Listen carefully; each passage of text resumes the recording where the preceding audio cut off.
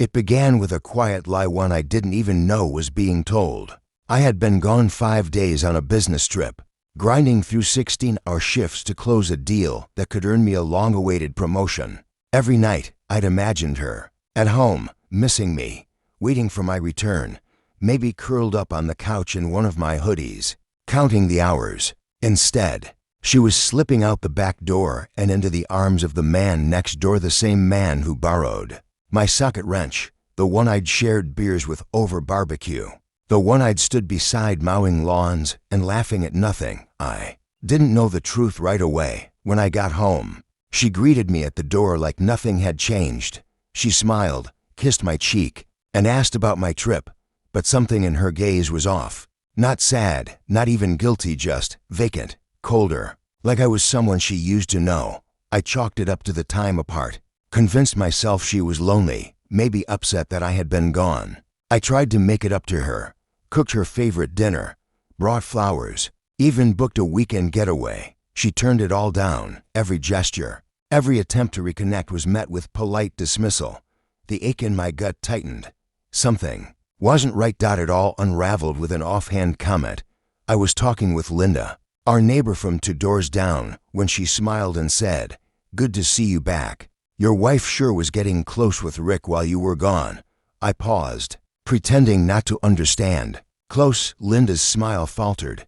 She looked suddenly regretful. "Oh, I'm sure it was nothing." Forget I said anything, but I couldn't forget.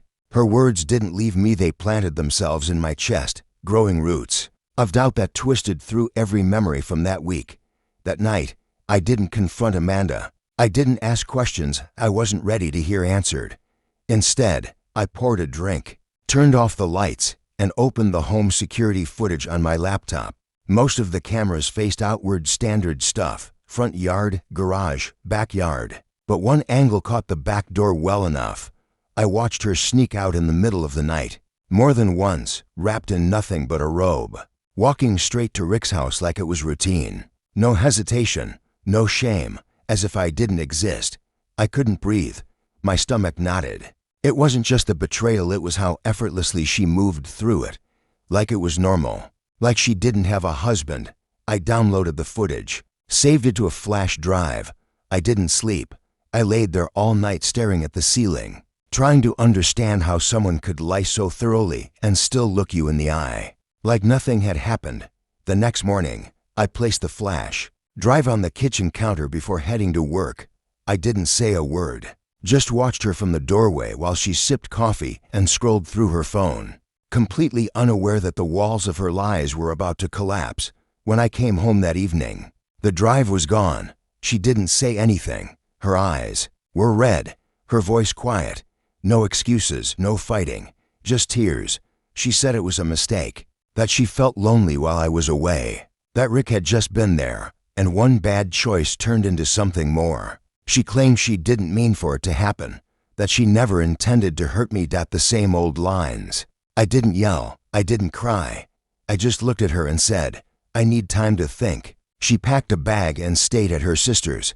I pretended I was weighing my options, but I already knew what I was going to do. Rick wasn't just my wife's secret. He had a wife too. Claire, sweet, quiet Claire, who always smiled at the neighborhood gatherings, who once gave me soup when I had the flu. We weren't close, but we shared enough history for me to reach out. I sent her the footage. No message, just the truth, frame by frame. She responded once, 2 words. "Thank you." 2 days later, there was a knock on my door. Claire stood there holding a suitcase in one hand, her dog's leash in the other. Her eyes were swollen from crying. "He kicked me out," she said flatly. "I don't have anywhere else to go." I opened the door wide. "You do now." We didn't speak much that first night. She cried in the guest room. I sat in the backyard alone, staring into the quiet, haunted sky. But even in that silence, it felt comforting, not romantic, just human. To people broken in the same place, trying to understand how everything could fall apart so easily. Over the following weeks, we began to build something soft and fragile: trust, perhaps. Or maybe just peace. We cooked dinner together, shared stories, talked about work and music, art and dogs and little things like books and weather. She played piano. I liked to cook. We found rhythms in each other that made the house feel warm again. Every morning, we'd walk the dogs together, side by side, still bruised but healing. Amanda tried to come back. She begged, promised therapy, counseling, anything to fix what she had shattered. But I told her it was too late. There was no fixing this, not when trust was dead and buried. I wasn't angry anymore. I was free. Rick didn't take it well. Claire told me he tried to twist the story, paint her as overreacting, say it meant nothing. She laughed bitterly when she told me. They always say that after they're caught. A month after Claire moved in, we sat on the porch drinking wine. As the sun dipped below the houses, she turned to me, eyes soft, and asked, "Is it strange that I feel safer here than I ever did in my own home?" I shook my head. "No," I said. "I feel the same." Eventually, the neighborhood noticed. Some whispered, some showed support, some sided with Amanda and Rick, pretending not to know the truth. I didn't care. Let them talk. All I cared about was this: two people broke something sacred. 2 others found comfort in the wreckage. Claire never moved out. At some point, the guest room stopped being hers. She redecorated the living room, bought new towels, rearranged the pantry. She left fingerprints on the Space Gentle ones. And, slowly, my house stopped feeling like a reminder of everything I'd lost. It started to feel like home again. We weren't a couple, not officially. But something real was taking root between us. Something honest. Something kind. It wasn't built on lust or lies, but on mutual pain, quiet conversations, and the strength to move forward. I don't regret any of it.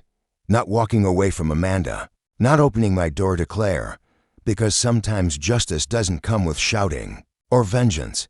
Sometimes it's silent, steady, like sharing coffee with someone who truly sees you, like giving shelter to someone who deserves it, and watching the ones who betrayed you slowly lose everything they took for granted.